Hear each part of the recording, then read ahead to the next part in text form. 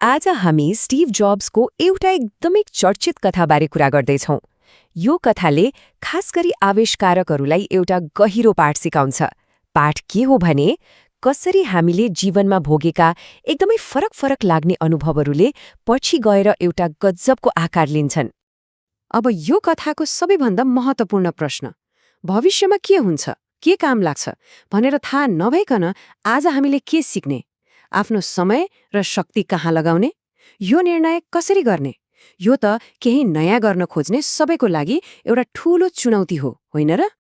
ल, यो कथा सुरु हुन्छ एउटा यस्तो निर्णयबाट जुन सुन्दा अलि अनौठो र सायद अतार्किक पनि लाग्न सक्छ, तर यही निर्णयले नै सबै कुरा बदल्दियो। अब उनको पृष्ठभूमि बुझौँ है त। उनलाई धर्मपुत्र बनाउँदा उनका आमा बाबुले एउटा वाचा गरेका थिए, छोरालाई कलेज पढाउने, र उहाँहरूले आफ्नो जीवनभरको कमाई सबै थोक उनको पढाइमा लगाइरहनु भएको थियो। सोच्नुस् त, यस्तो अवस्थामा कलेज छोड्ने निर्णय गर्नु कति ठूलो र नाटकीय कुरा थियो होला। तर अचम्मको कुरा के छ थाहा छ? त्यही डरलाग्दो निर्णय पछि फर्केर हेर्दा उनको जीवनको सबैभन्दा सही निर्णयहरूमध्ये एक बन्यो। अब प्रश्न उठ्छ, कसरी यो सम्भव भयो त? ल, आउनुहोस् यसको बारेमा अझै गहिरिएर बुझौँ। कलेज छोडेपछि उनको यात्राले एउटा झनै अनौठो मोड लियो। उनी पुगे एउटा कलाको कक्षामा जसको व्यावहारिक रूपमा कुनै उद्देश्य नै थिएन। हेर्नुस्, यो निर्णय पछिको जीवन पटक्कै सजिलो थिएन। उनले निकै सङ्घर्ष गरे, तर यो उनको व्यक्तिगत विश्वास र हिम्मतको यात्रा थियो। यही विश्वासले उनलाई त्यस्तो कठिन अवस्थामा पनि अगाडि बढ्न सिकायो। हो, यही सङ्घर्षको बीचमा एउटा एकदमै अनौठो कुराले उनको ध्यान खिच्यो। त्यो थियो क्यालिग्राफी, मतलब सुन्दर अक्षर लेख्ने कला। र संयोगले उनले छोडेको रिड कलेज त्यो बेला यो कलाको लागि देशकै केन्द्र मानिन्थ्यो। अब के भयो भन्दा उनी ती अनिवार्य र दिक्क लाग्दा क्लासहरूबाट मुक्त थिए। बल्ल उनले आफ्नो रुचि अनुसारको कुरा सिक्ने स्वतन्त्रता पाए र उनले रोजे क्यालिग्राफीको कक्षा, सुन्दर अक्षरहरूको कला, जुन उनलाई साँच्चै नै एकदमै मन परेको थियो।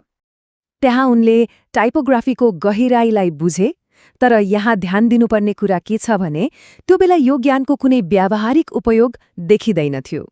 यो त केवल कलाप्रतिको माया र जान्ने इच्छा मात्रै थियो।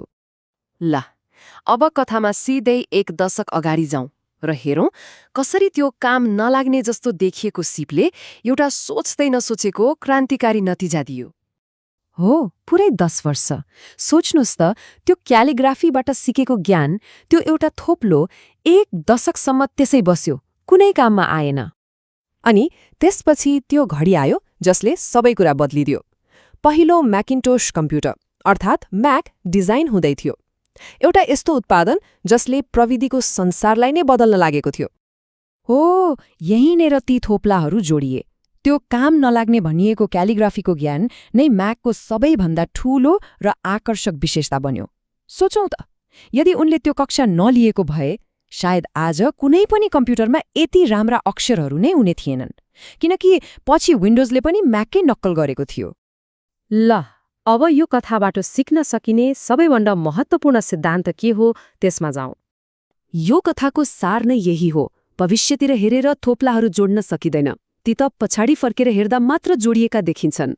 मतलब आज गरिरहेको कामको वास्तविक महत्त्व भविष्यमा मात्रै थाहा हुन्छ।